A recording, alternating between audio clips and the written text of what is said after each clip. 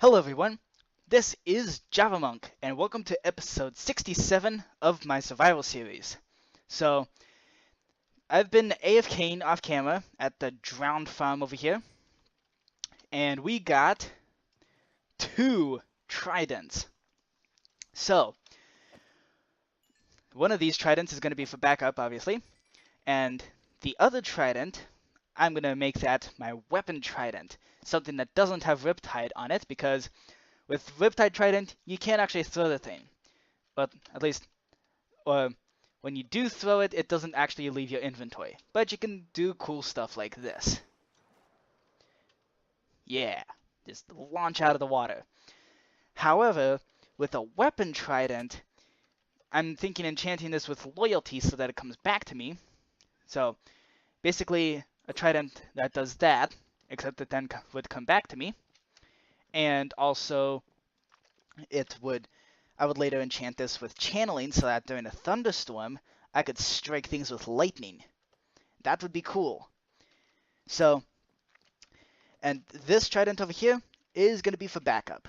I'm still going to enchant it with Unbreaking and Mending, but I'm going to leave the other enchantments to add to it for later on when the time is convenient. But they're both going to get the Unbreaking and Mending treatment, and this trident right here is also going to get things like loyalty. Check this out. I've been going around lighting up the caves, and I got a music disc. So this room was absolutely filled with mobs, both skeletons and creepers. They started fighting each other, and I got a far music disc. I don't think I've ever actually gotten a music disc. And that reminds me, we should build a music disc farm at some point.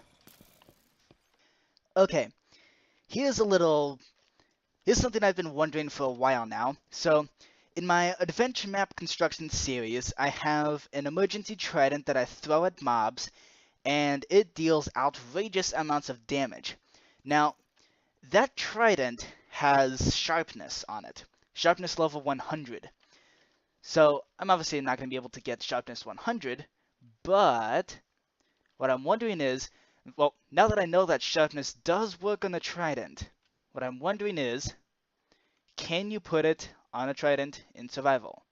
And the answer is no. Well, crap.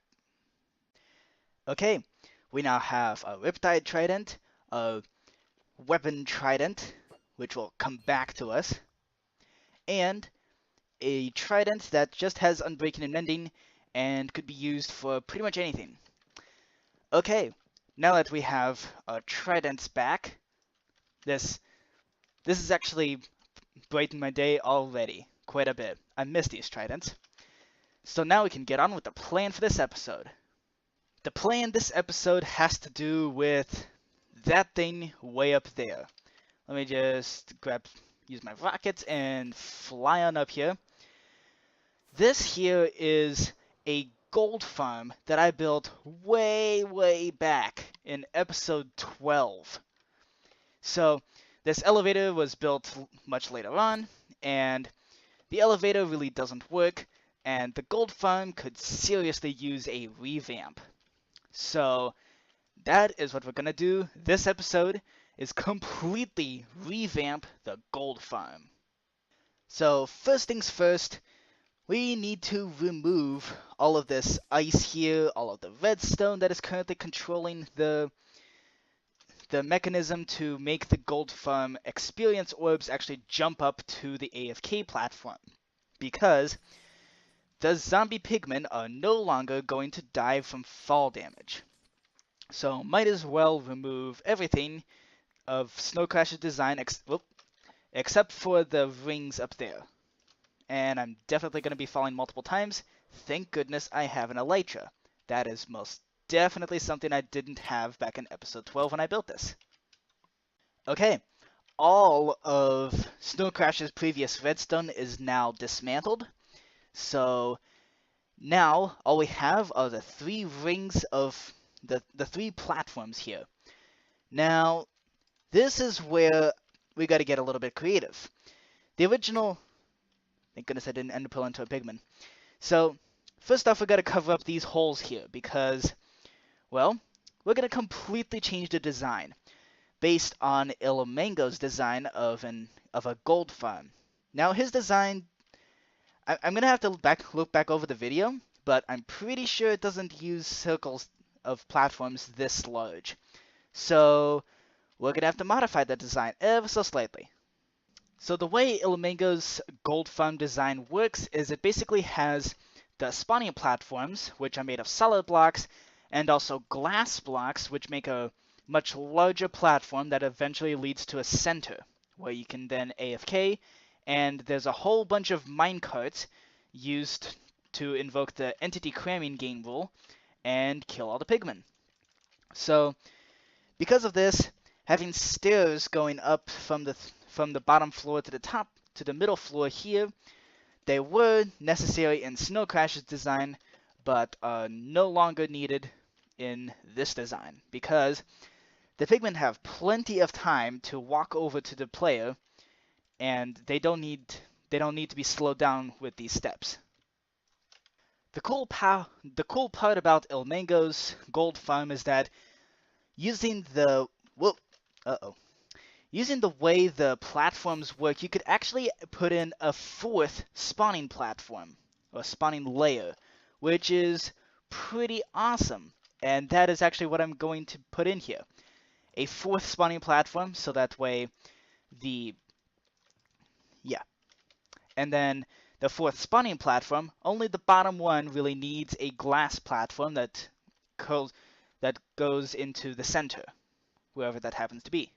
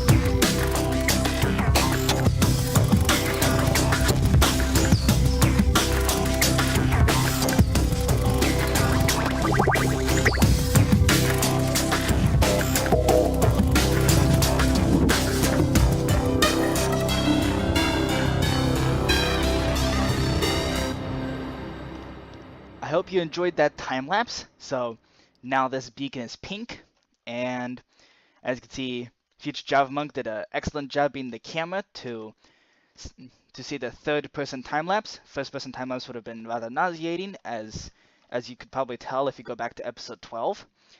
So now we have a fourth spawning floor.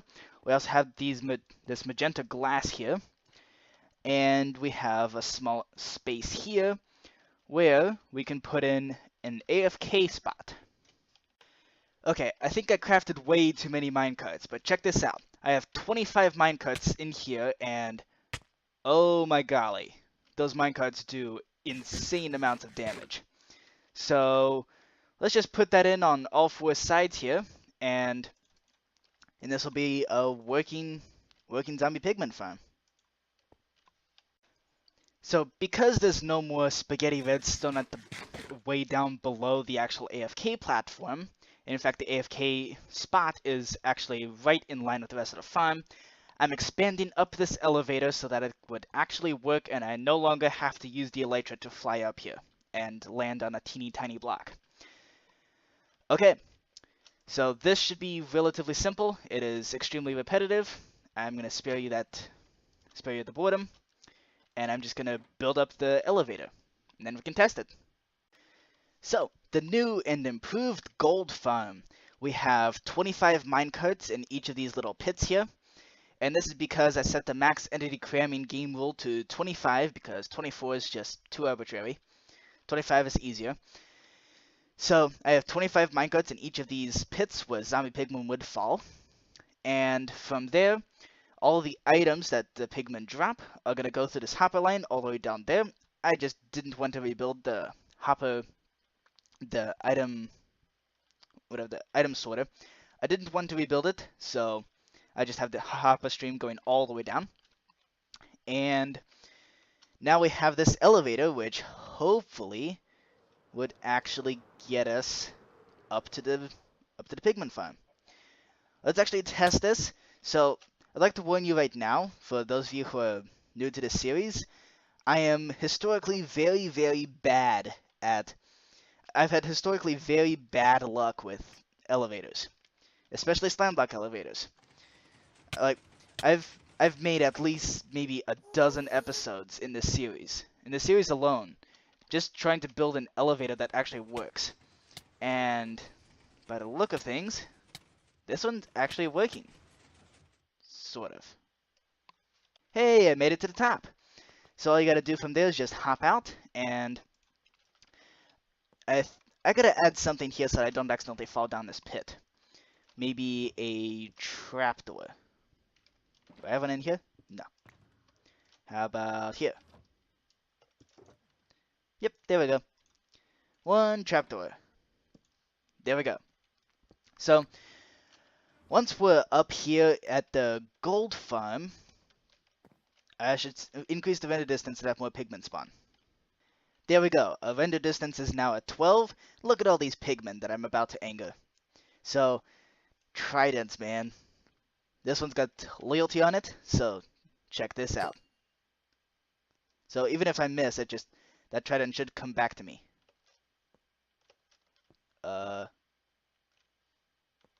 Trident? There we go. I was very, very nervous there. Okay. Okay, so here's a pigman anger maker. And would you look at that? They're all falling down into the minecart pit. I'm thinking adding another minecart pit over here, but if I just stand over here or something, like I should add another minecart pit in the corners here. But check this out. All these pigmen just swarming in. Oh my goodness. Oh my. Okay, we have got a super productive pigman farm here. So if I just drag all these pigmen over here, then that should tell those guys over there that they should be angry at me, which they are. I'm going to add some more minecart pits in the corners here, because this is amazing. And now that we got the 4 corners filled with minecarts, and hoppers underneath them to collect the items.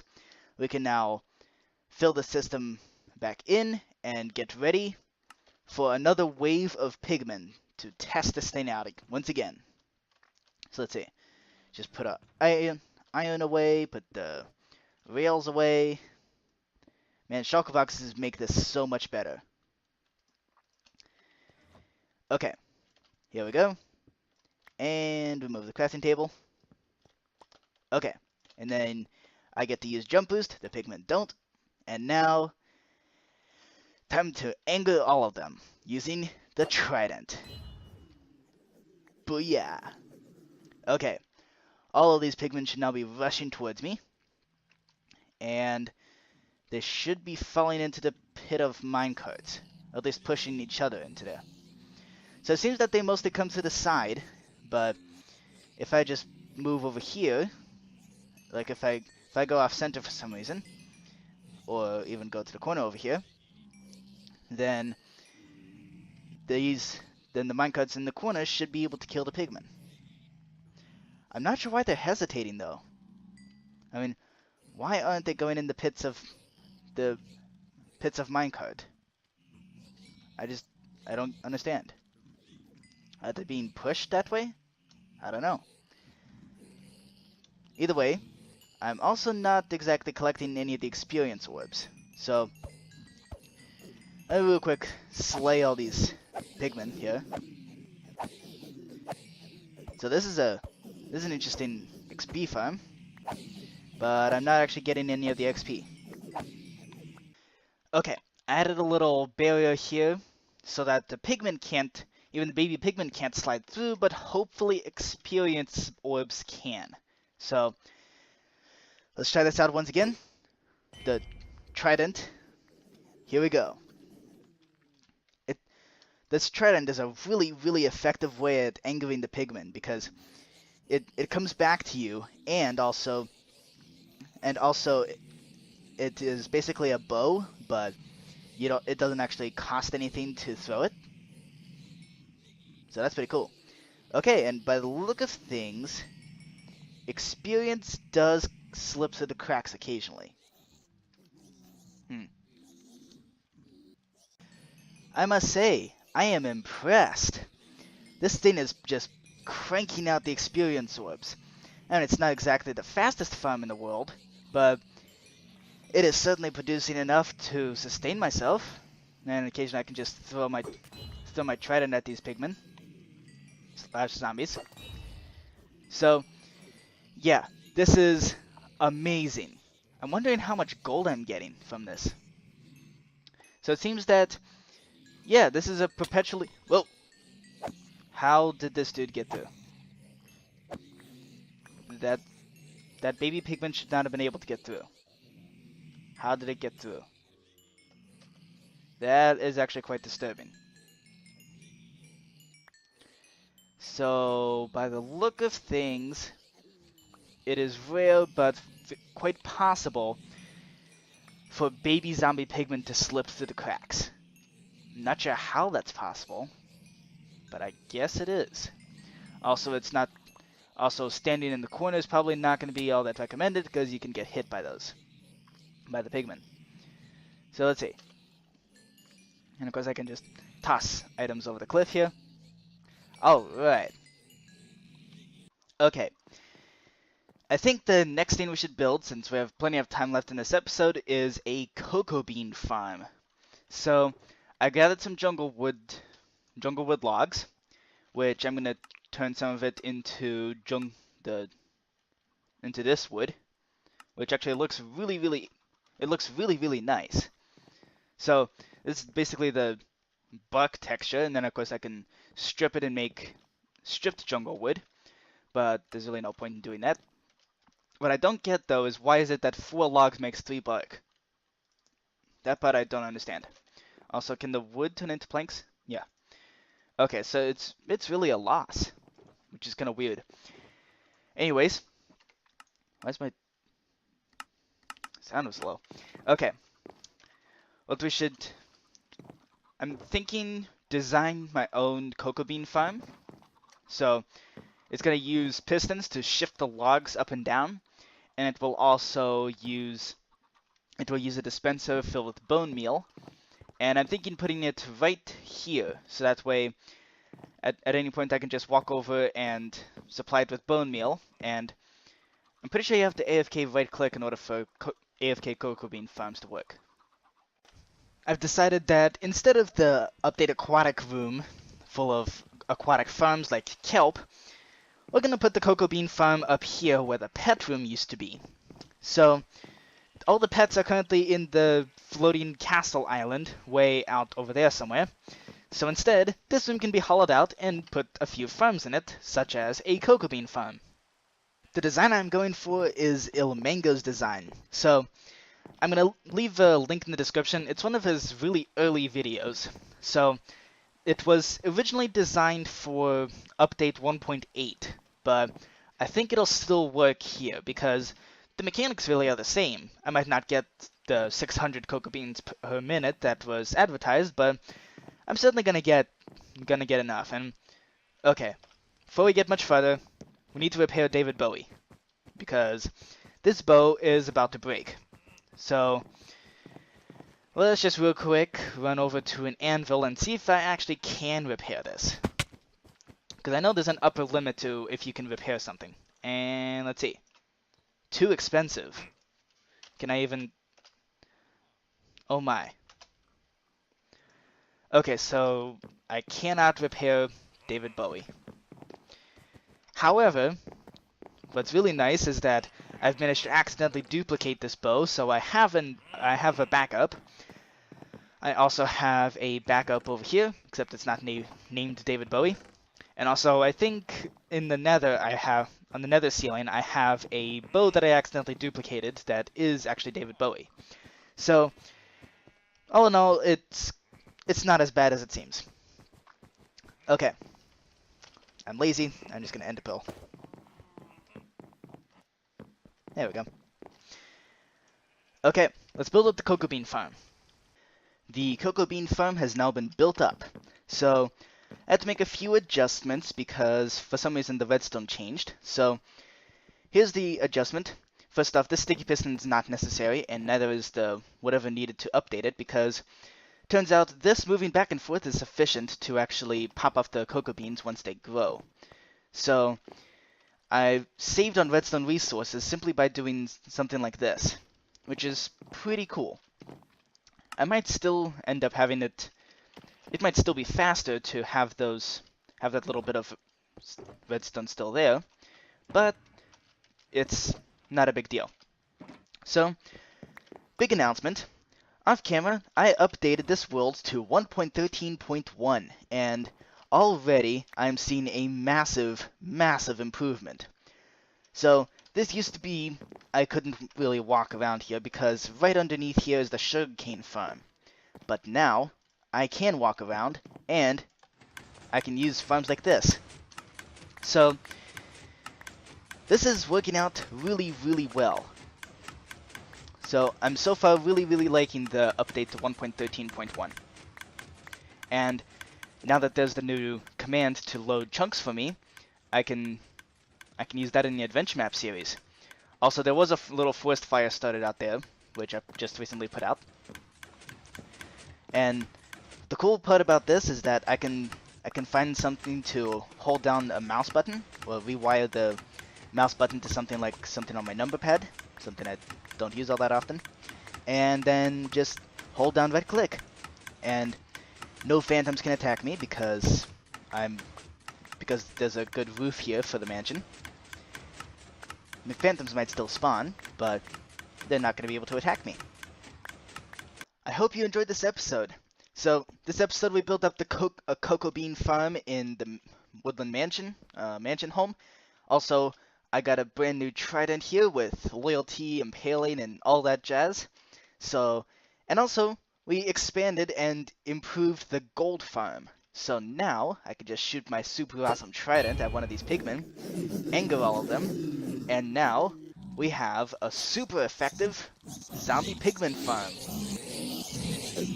Oh my goodness, that's loud. There we go. So, I hope you enjoyed this.